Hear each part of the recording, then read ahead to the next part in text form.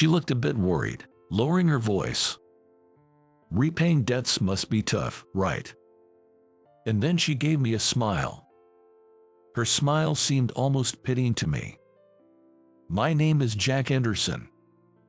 I'm turning 45 this year. All right, you look good today. I spoke to Sunny, the parakeet, who seemed to be lacking energy yesterday. Its feathers were glossy. Think you can come out in front of the visitors today? As I spoke further, Sunny chirped in response. Taking it as a yes, I smiled and took it out of the cage, leading it to the free-range area. The glass-walled free-range area is designed to prevent birds from crashing into the glass by using colorful stickers and hanging plants and mobiles from the ceiling, offering a panoramic view of the park.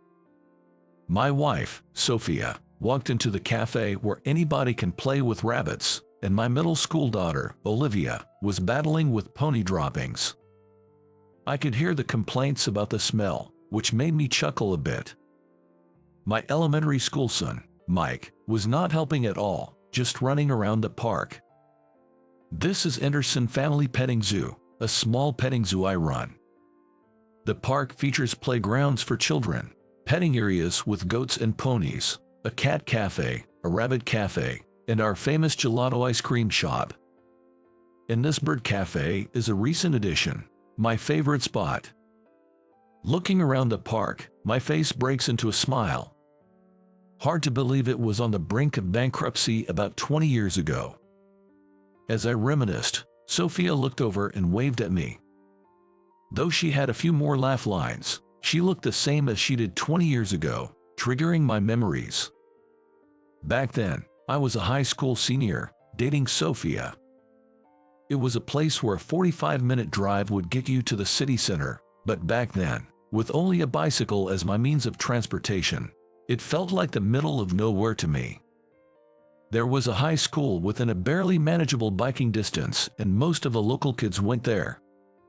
Sophia and I were childhood friends from elementary school, so growing up together almost like siblings, the idea of dating felt strangely out of place.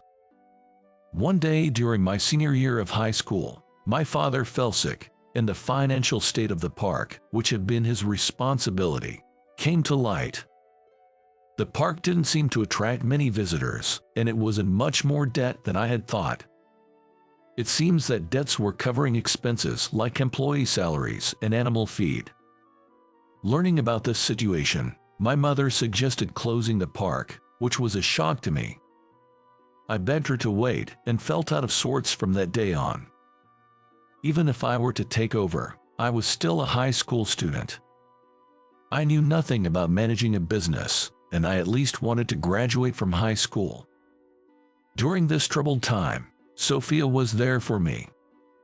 She was concerned about my lack of energy and was always by my side. Sophia and I used to play in the park a lot when we were in elementary school.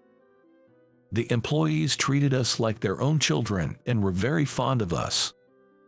When I shared the situation of the park and my father's condition with Sophia, she took it very seriously and offered her advice. Sophia, who had been pretty since elementary school with her well-proportioned face, had grown into a mature and beautiful woman with clear eyes by the time she reached high school. Sophia was beautiful and always there for me gently, and before I knew it, I was in love with her. I confessed my love to her in front of the rusty bell in the center of the park. Sophia chuckled and said, "Let's clean up this bell together. I don't want this bell to be the bell of my memories of Jack's confession of love to me." I remember I was confused as to what was going on because he said that before answering my confession. Then, turning to face me, she said earnestly, "I never imagined things would turn out this way with Jack, but watching you ponder over the park recently, I started to think you were so cool. I was very embarrassed and shy to be told in such a serious manner."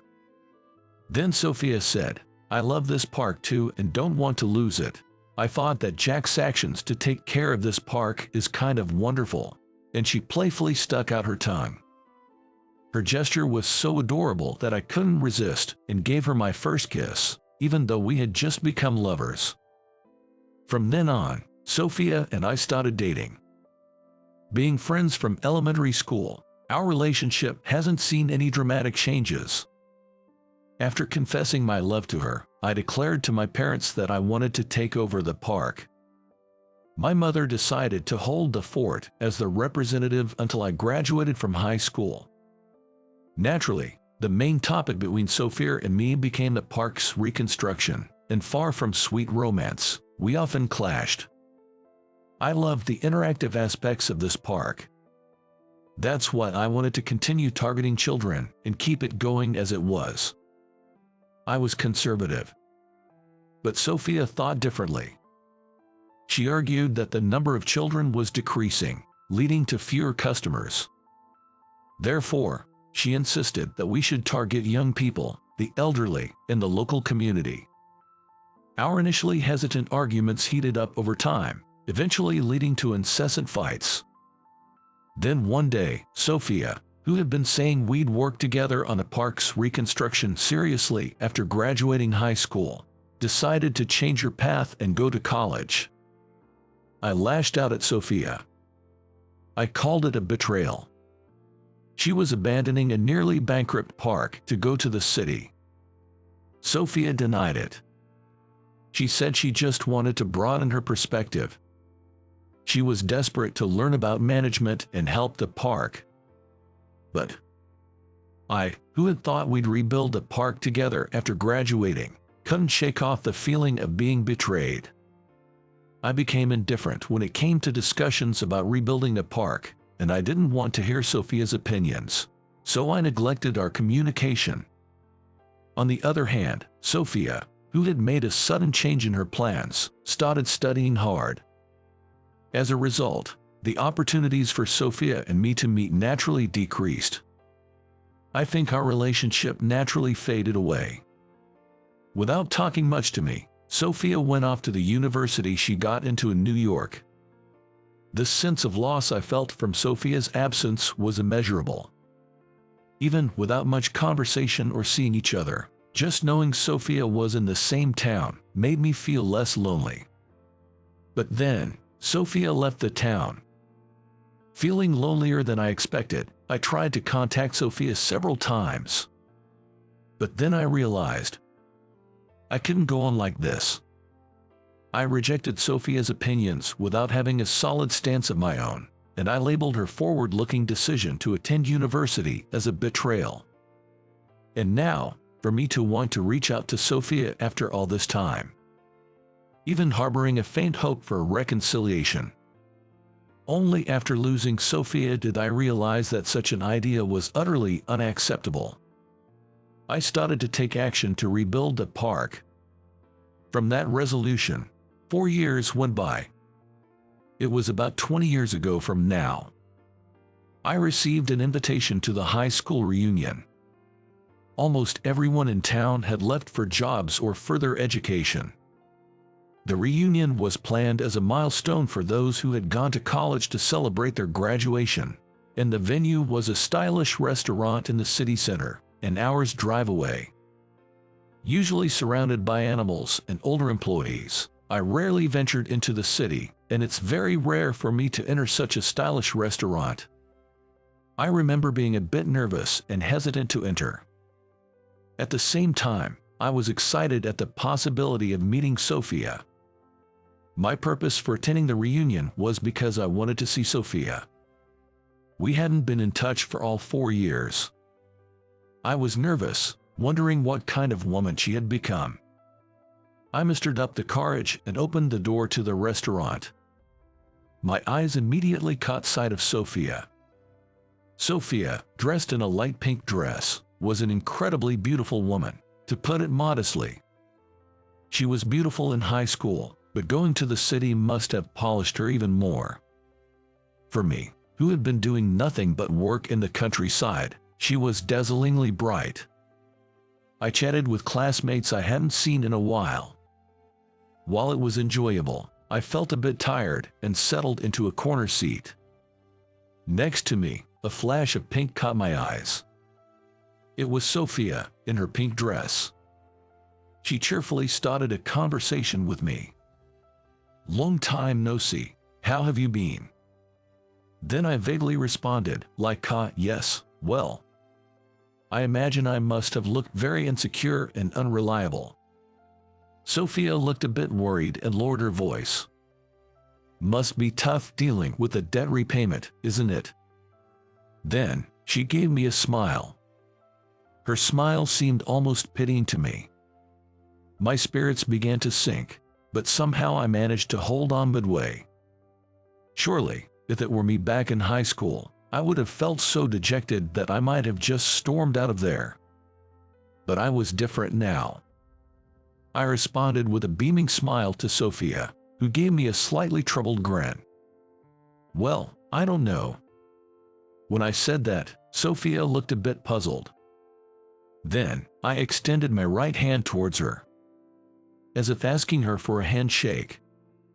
Stop by the park next time you're back home. Sophia stubbornly did not stop by the park when she returned home. Several years after an awkward breakup, Sophia, who is stubborn according to her mother, has decided not to show up at the park while she is studying at the university. Her mother tells Sophia that the current situation at the park is improving, but she says, I am going to enjoy it after graduation. Then I was going to surprise Sophia by rebuilding the park before she graduated from college. I'm so sorry for what I did when in high school. I was being childish. I think I've grown up more than I was 4 years ago. So I hope you'll come to the park someday. I said everything that I wanted to say and left the venue. Sophia was left there, stunned. When would Sophia come? I imagined the look on her face when she would visit the park. With a positive mindset, I headed home. To my surprise, Sophia visited the park the day after the reunion. My attitude had left her restless, unable to stay put. Sophia, who found me cleaning around the park, stared at me with her large eyes, even larger than usual. And the first thing she muttered was, "The parking lot, it was full." Her voice trembled, unable to tell if she was happy or shocked, which made me laugh unintentionally. "Yes, there's an event today." Hearing that, Sophia looked around the park curiously. There were so many cars, but nobody is around. To Sophia's plain, simple question, I replied, "Everyone's getting changed over there right now." I pointed towards a building to the right of the reception. It's usually a play area for kids on rainy days, with toys and picture books. Getting changed. Sophia tilted her head in confusion, and just then, people in various outfits started pouring out of the building, scattering throughout the park. And as if on cue, photographers began snapping photos of them. A girl with silver curls struck a pose next to the pony pen. The sound of shitters echoed in response. Over there, in front of the bell I named the Bell of True Love, a couple was posing, and the sound of shitters echoed there as well. Seeing Sophia looking bewildered, I explained, "Today, we're hosting a cosplay event." Hearing this, Sophia muttered, "Cosplay." It seemed like her thoughts were still catching up. After Sophia left the town for college, the first thing I decided to do was to tidy up the neglected areas. The park is about a 45-minute drive from the city center. It was supposed to be a park where people could take a short drive with their kids on a day off. But lately, the park had been neglected, and upon closer inspection, I found that the sign guiding people to the entrance had fallen over. This is no way for people to come around. No wonder only regulars come here these days. I wanted this park to be a place where everybody can casually come with anybody if feeling like going out for a bit. We started with a small place and worked our way up. Mowed grass near the entrance and installed new signage. Although it was a simple sign, I've always been good at art, and the finished sign was lavishly praised by the local ladies. I thought it turned out quite lovely myself. Next, I turned my attention to the rusty bell where I had confessed my love to Sophia.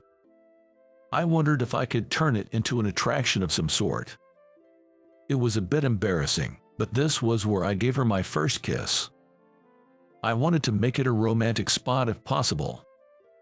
After refurbishing and beautifying the bell, one of the employees suggested, "This is great. Why not call it the Bell of Love or something?" So, I named it the Bell of True Love and came up with a tagline, "Couples who kiss here will be bound together forever." This then got featured in a statewide information magazine. And that's when the turning point came with a phone call. "Would it be possible to take wedding photos at your park? We'd also like to feature them in our brochure." I was as stunned as if I had been hit on the head by this inquiry from a wedding venue. Was this what Sophia meant when she said she wanted to attract young people? I agreed to host the wedding photo shoot, only ensuring it wouldn't stress the animals. Then the venue and I worked together to increase the number of photo spots. The brochure exposure had a tremendous effect, and I actively pursued various photo events afterward. We even started hosting school entrance ceremony photo shoots. Come to think of it, I had my photo taken at the park for milestones during my childhood. It was always a place where people wanted to take commemorative photos. Gradually, as the number of visitors increased, we could see the end of the debt my father had accrued, and there was more financial leeway for employee salaries and the care of the animals. I briefly shared how things got this way with Sophia. Sophia listened intently to my explanation throughout. And when I finished, tears welled up in her eyes rapidly. As I was taken aback, Sophia hugged me softly. When I was stumped by her sudden hug, Sophia said, "You did a great job on your own." I felt like crying too. It was not alone. The longtime employee helped me by researching current trends, and my parents supported me by accepting my reform proposal willingly. Plus, the mowing and the road maintenance couldn't be done without help of many people in town. Indeed, the park's reconstruction was a result of the entire community's collective effort. People in town helped me, partly because they saw me changing signs and mowing grass by myself and were impressed, but mostly because of my father's influence. My father has always truly loved this town and was passionate about the beautification of the town as well as the park. He was a volunteer firefighter and actively helped out during festival days. As a child, I couldn't understand why he put so much effort into things that didn't bring in money. But no good deed goes unrewarded. What my father was doing came full circle and came back to the park and then to me. I've come to want to give back to the town, just like my dad did it, and that's what I built.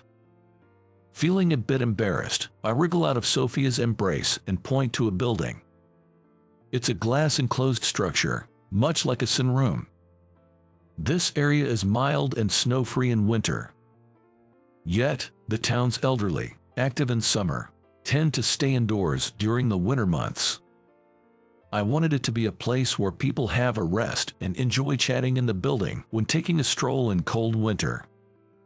It was a greenhouse-like building that I built with this in mind. Eventually, we could plant lots of plants and maybe even have small animals spend some time there. As I shared this dream with Sophia, her eyes sparkled brightly. While studying business at university, I too started to dream of giving back to our community someday. That led me to take on 2 part-time jobs. And guess what one of them was? Sophia said with a playful grin. With no hints, I was at a loss. As I pondered, Sophia, still smiling, revealed, a cat cafe. I was working at a cat cafe, the cafe where anybody could play with cats. How about letting the cat loose in that greenhouse? Sophia suggested further, and what if we had more, like rabbit cafes or other animal-themed cafes? Wouldn't it be amazing for everyone to relax in spaces dedicated to their favorite animals? Feeling overwhelmed by the scale of her vision, I hesitated. We certainly don't have the budget for all that, causing Sophia to pout in displeasure. Quickly shifting back to her playful demeanor, she teased, and the other part-time job I had was at. As I waited for her to continue, she said with a burst of smiles, "Gelateria, ice cream shop. It was popular with lines out the door. I desperately asked the manager to teach me the recipes because I thought this is the one to bring back to town." How impressive, and you're always so proactive. But surely, the manager didn't, because the recipes must be a trade secret, right? As I pointed this out, Sophia flashed a V sign, beaming with satisfaction. Guess what? I got permission to open a second branch right here in my hometown.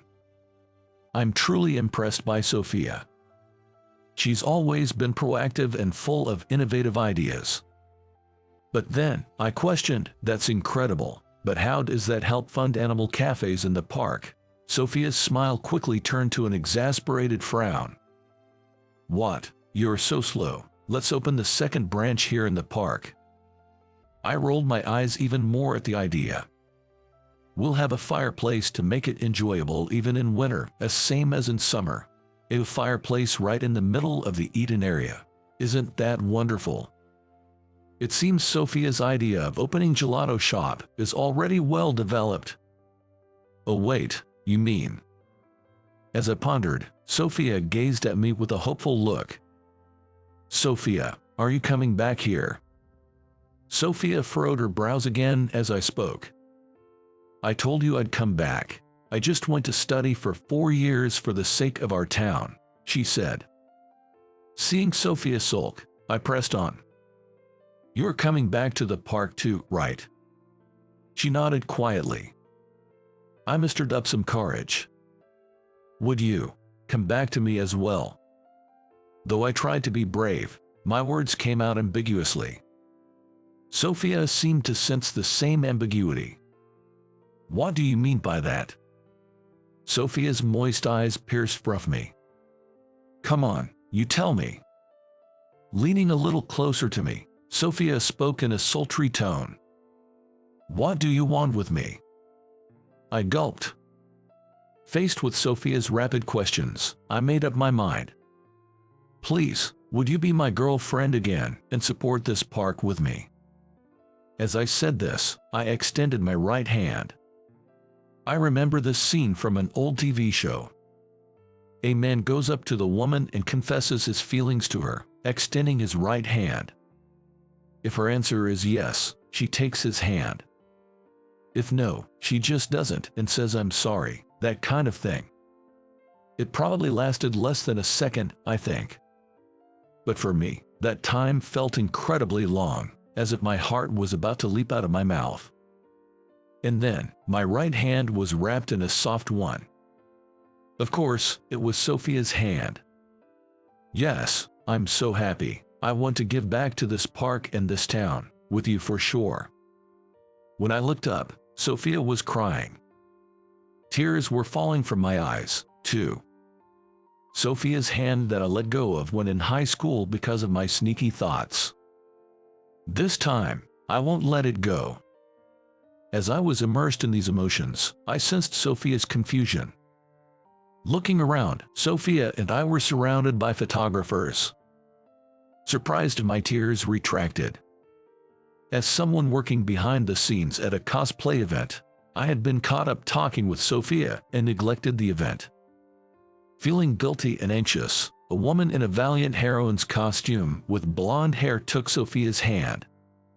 Where we were taken to, without our thoughts catching up, was in front of the bell of true love. Kiss here for the first time and you'll be bound together forever. I heard the slogan I had come up with from somewhere, and I gave her a kiss for the second time. I pleaded with the photographers not to post it on social media. Oops, I got lost in the memory there. Before I knew it, almost 30 minutes had passed. The elderly are early risers. I need to get ready quickly, or the customers will start arriving. I hurriedly headed towards the gelato shop. One muscat, please. As I told the woman, she turned around and said, that'll be $4.50 with the employee discount, presenting her palm. It was my wife, Sophia. While I was lost in my memories for 30 minutes, Sophia had finished up at the Rabbit Cafe and started getting the gelato shop ready for opening. I got the gelato and take a bite. The cold sensation and the rich sweetness of the muscat burst in my mouth.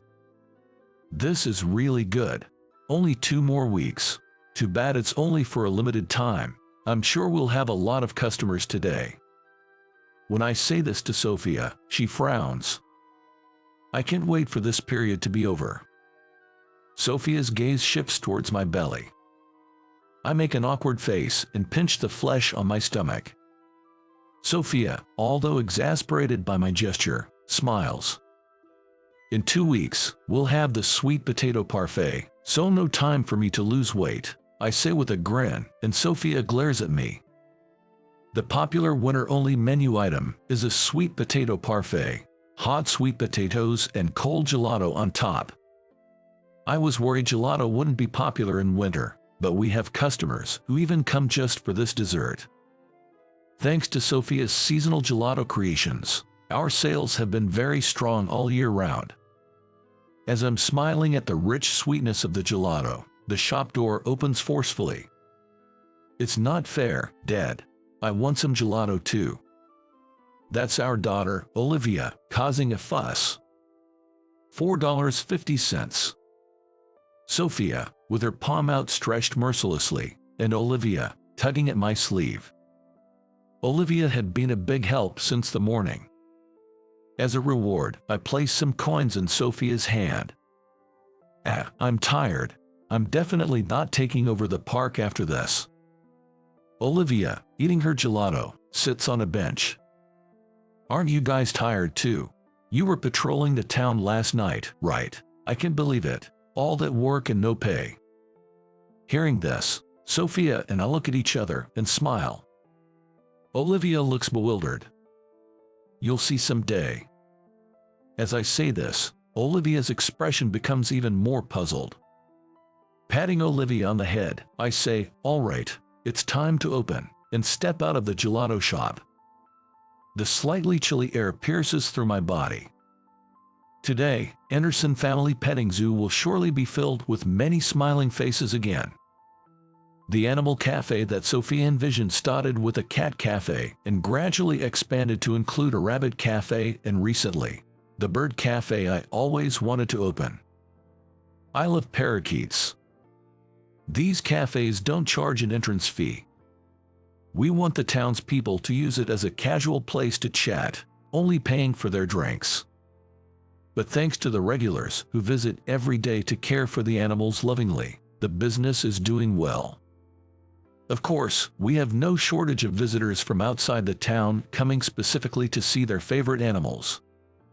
The many rules we set for the animals' sake are strictly followed by all visitors, and when the animals are tired, they can rest in the back. In the central plaza, children play, and depending on the pony's mood, people flock to the pony riding experience.